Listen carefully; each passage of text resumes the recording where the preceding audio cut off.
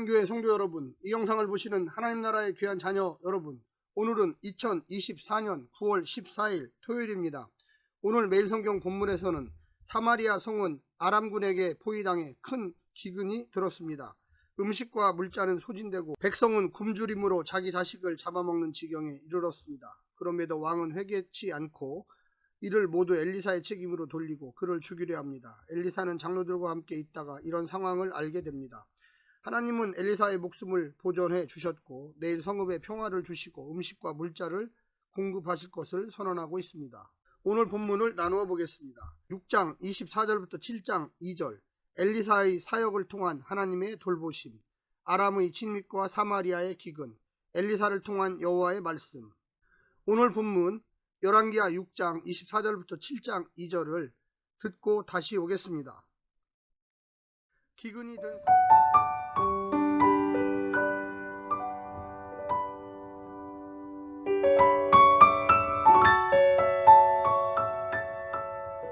이후에 아람 왕 베다닷이 그의 온 군대를 모아 올라와서 사마리아를 에워싸니 아람 사람이 사마리아를 에워싸므로 성중이 크게 줄여서 나귀머리 하나에 은 80세겔이요 비둘기 똥 4분의 1갑에 은 5세겔이라 하니 이스라엘 왕이 성 위로 지나갈 때 한 여인이 외쳐 이르되 나의 주 왕이여 도우소서. 왕이 이르되 여호와께서 너를 돕지 아니하시면 내가 무엇으로 너를 도우랴. 타작마당으로 말미암아 하겠느냐 포도주 틀로 말미암아 하겠느냐 하니라.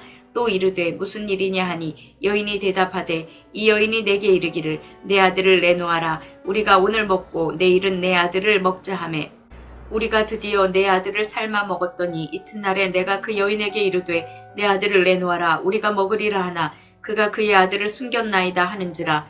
왕이 그 여인의 말을 듣고 자기 옷을 찢으니라. 그가 성 위로 지나갈 때 백성이 본즉 그의 속살에 굵은 배를 입었더라. 왕이 이르되 사밧의 아들 엘리사의 머리가 오늘 그 몸에 붙어 있으면 하나님이 내게 벌 위에 벌을 내리실지로다 하니라.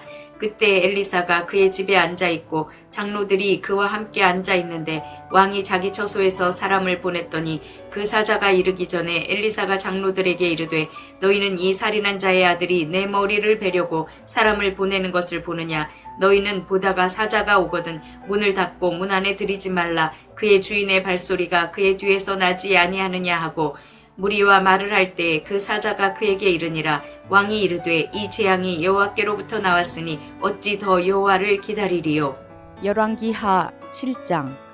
엘리사가 이르되 여호와의 말씀을 들을지어다.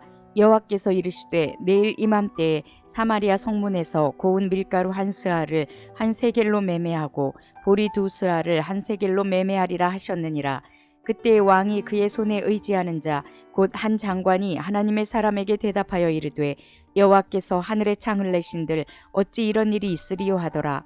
엘리사가 이르되 내가 내 눈으로 보리라. 그러나 그것을 먹지는 못하리라 하니라.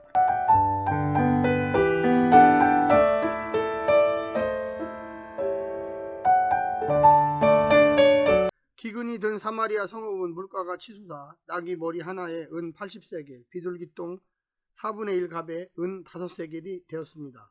은 1세겔은 11.42g에 해당합니다.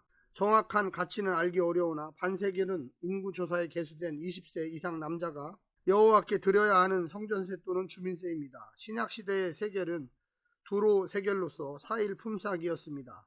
갑은 6분의 1 스아로서 약 1.2리터 300g의 양입니다.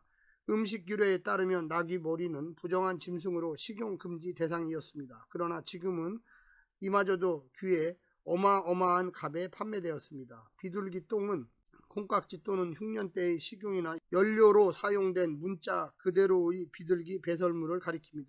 한편 7장 1절은 물가의 하락으로서 밀가루 한 스아에 한 세겔, 보리 2스아 14.6리터에 1세겔이 될 것을 예고하고 있습니다. 보리는 밀보다 저렴하여 보통 빈민의 음식, 가뭄과 기근 때의 음식 또는 가축 사료로 이용되었습니다. 오늘 본문을 세 부분으로 나누어 자세히 설명드리겠습니다. 첫 번째, 아람에게 둘러싸인 사마리아. 사마리아가 아람에게 둘러싸입니다. 물자 공급이 중단되면서 먹을 것이 떨어지자 어린 자식들마저 양식이 되는 참담한 상황이 연출됩니다. 그 배경은 언급되지 않았지만 이는 분명 하나님의 심판이며 그 원인은 왕에게 있을 것입니다. 백성들이 그 지경이 되도록 왕이 할 수 있는 일이 정말 하나도 없었단 말입니까? 백성들의 아우성에 왕이 한 일은 겨우 책임을 엘리사 선지자에게 돌리고 그를 향해 저주를 퍼붓는 것이었습니다. 이는 그가 불병거와 불만을 볼 줄 아는 눈이 어두워졌음을 보여줍니다. 그는 자기의 옷을 찢고 베옷만 입을 것이 아니라 마음을 찢고 하나님께 돌아와야만 했습니다. 두 번째는 엘리사를 잡으려는 왕. 왕은 재난의 책임을 엘리사에게 돌리고 그를 죽이겠다고 다짐합니다. 이 선지자의 도움으로 수없이 나라가 구원을 받았건만 이제 엘리사를 죽이려 했던 조상 아합과 이세벨의 형태를 본받고 있습니다. 자기 책임을 회피하는 무능하고 무책임한 태도를 보입니다. 여호와께서 주신 재앙인 줄 알면서도 여호와의 때를 기다리지 않고 스스로 해결하려 하지만 사태를 더욱 악화시키고 자신의 멸망을 재촉할 뿐이었습니다. 하나님의 심판에 대한 우리의 1차 반응은 하나님의 구원의 때까지 그 심판을 수용하는 것입니다. 마지막 세 번째는 구원을 준비하신 하나님. 이스라엘 왕이 하나님의 선지자를 제거하려고 한 것은 사실상 하나님의 존재를 더는 의지하지 않기로 결정한 일입니다. 엘리사는 하나님의 구원을 예고했지만 왕의 신복 장관은 믿지 못했습니다. 하나님께서 하늘에 창을 내실 때 그 불신의 사람은 그 혜택을 누리지 못할 것입니다.